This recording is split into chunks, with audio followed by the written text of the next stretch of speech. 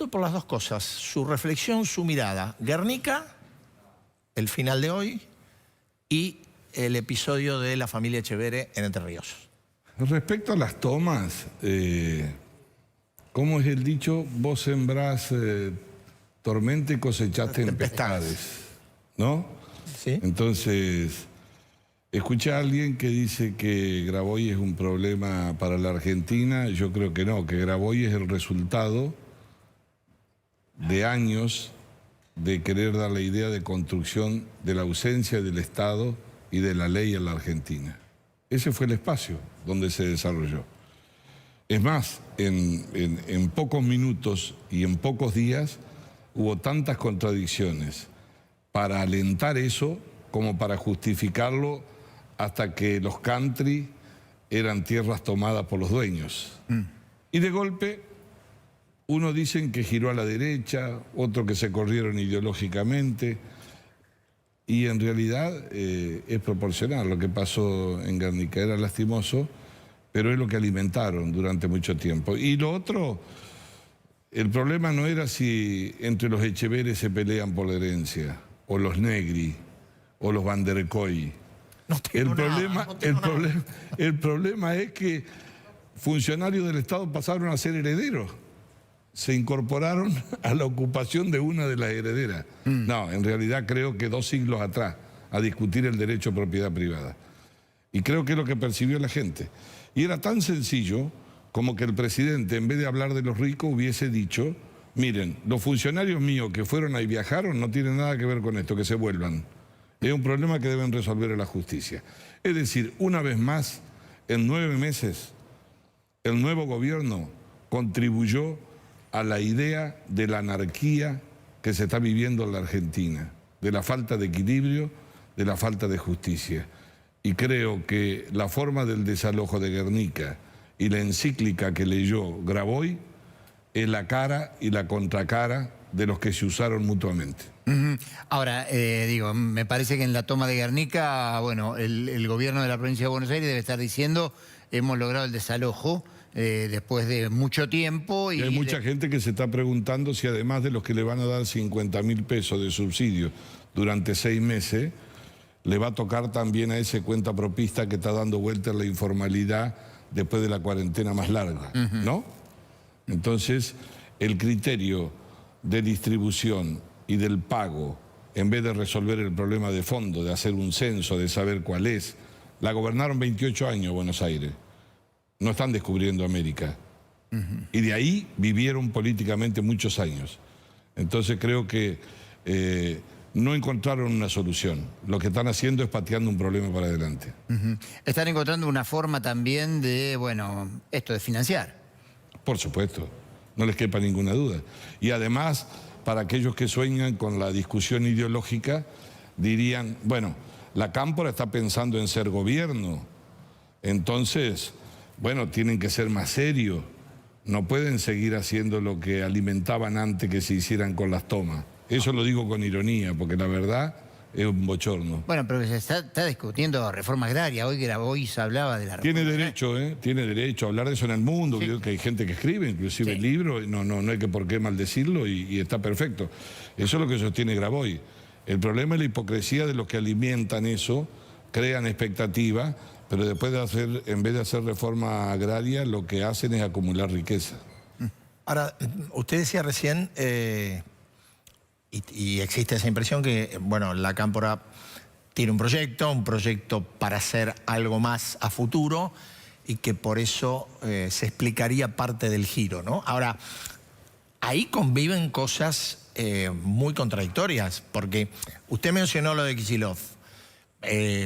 Digo, uno puede estar de acuerdo o no, pero hubo un operativo de desalojo hecho como hay que hacerlo.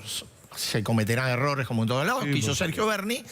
Y por otro lado, el ministro de Desarrollo Social, que había sido el gran negociador, convalidando el comportamiento de Berni. Sí, porque no tienen ningún problema.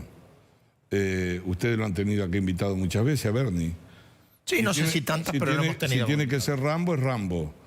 Si tiene que decir que está en contra del presidente, está en contra. Si al otro día tiene que decir que es él el que lo defiende, lo defiende. Son absolutamente pragmáticos. Ahora, el problema subsiste. Lo resuelven por 24 horas, pero no resuelven el problema de fondo. Creen que todo puede acumularse en el mismo molino y en la misma dirección.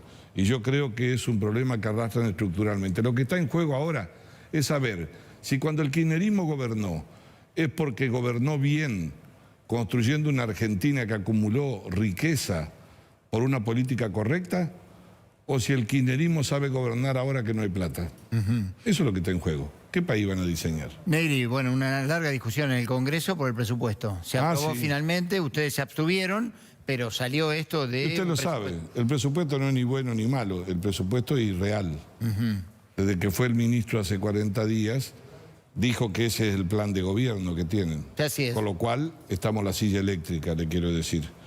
Porque en menos de 30 días preveían un dólar a 102, si lo encuentran avisen a dónde. En segundo lugar, una inflación del 29 y prevén bajar un déficit al 4,5 para el año que viene, de los cuales 3 puntos lo bajan de los gastos de COVID. Es decir, que sepan los argentinos que para el gobierno se terminó la pandemia y no va a haber más virus a fin de año. Porque, para que tengan una idea, el presupuesto de salud, que es una perlita, baja casi el 50% de lo que se preveía en el 2020. Y la campaña nacional de vacunas, sacándola de COVID, aumenta solamente 8%. Al ritmo de la inflación y al valor del dólar, imagínense lo que va a ser el grado de emisión que prevé, no ya el presupuesto, sino el que van a llevar adelante. Mario, quiero mezclar dos temas, uno que le preguntaba a Eduardo y el de recién que le preguntaba a Daniel del presupuesto. En la discusión, en el debate, siempre cierra, por tradición, el presidente del bloque oficialista, fundamentando el proyecto. Y en la discusión del presupuesto no estuvo Máximo Kirchner, que es el jefe del bloque del Frente de Todos. ¿Cómo lee usted esto, que tiene mucha experiencia y muchos años de diputado, que no haya estado el presidente del bloque oficialista en este debate? No puedo hacer una lectura, no sé cuál es la razón. Son 24 horas, ¿no? Pero posiblemente ahora que veo lo de Guernica, pueda haber estado ocupado con eso.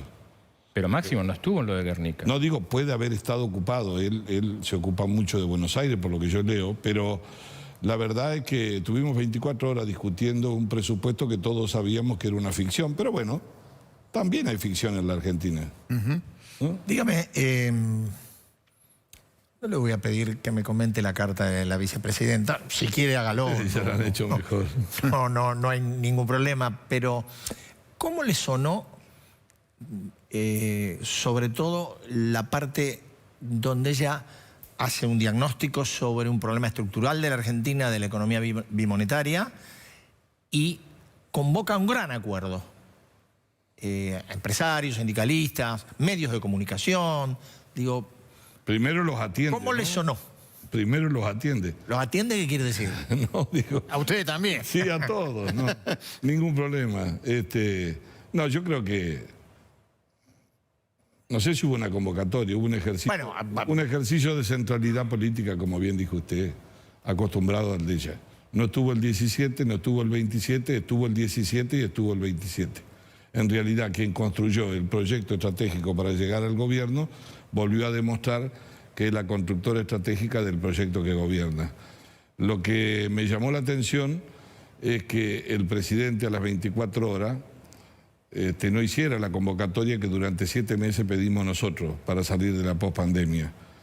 Y bueno, entiendo, o la leímos al revés. Él leyó la carta como que era un respaldo y nosotros creíamos de que nos estaba contando a nosotros lo que le había dicho en reserva a él, que había funcionarios que andaban mal, que los empresarios lo habían tratado mal, cosa que nosotros no sabíamos. Pero yo creo que pasa, es anecdótico, porque están devaluando la palabra, porque la Argentina necesita un gran acuerdo estructural. Lo está demandando, nosotros hace 7 meses que lo pedimos.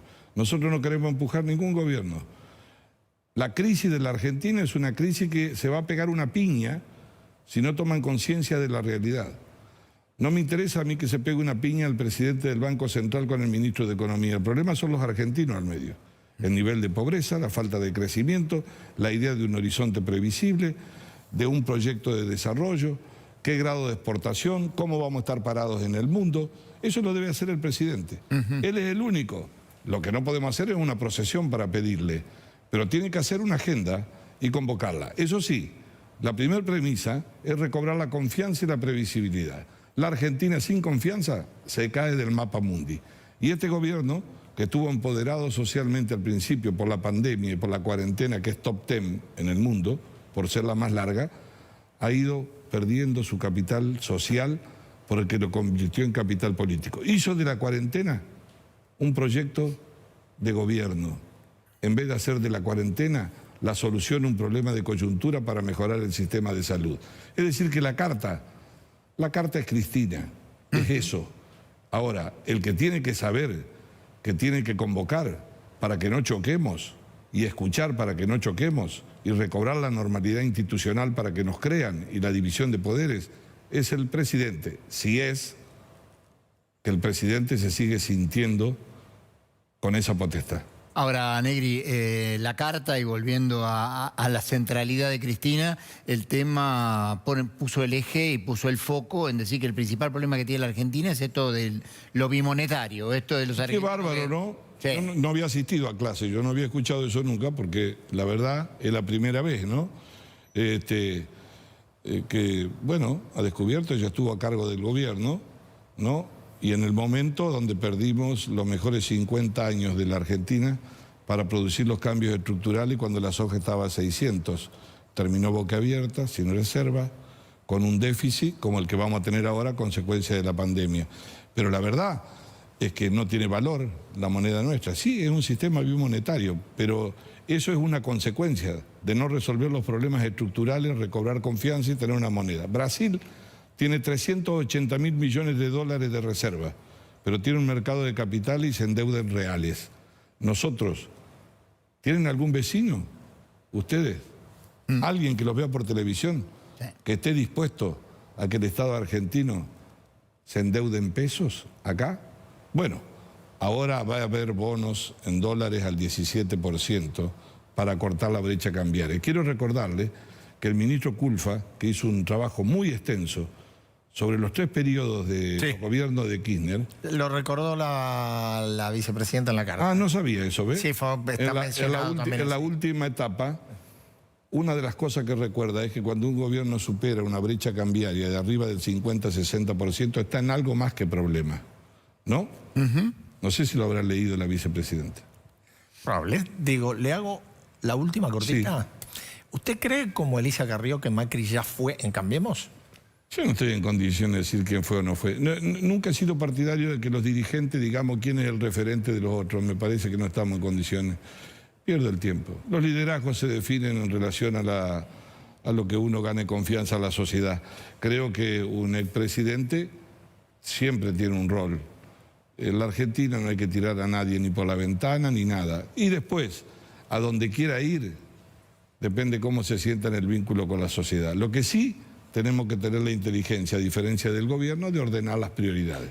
El gobierno las desordenó y metió tensión política y tensión social. Espero que la fatiga no sea fuerte. Que la oposición tenga humildad y nosotros para también tener un orden de prioridades.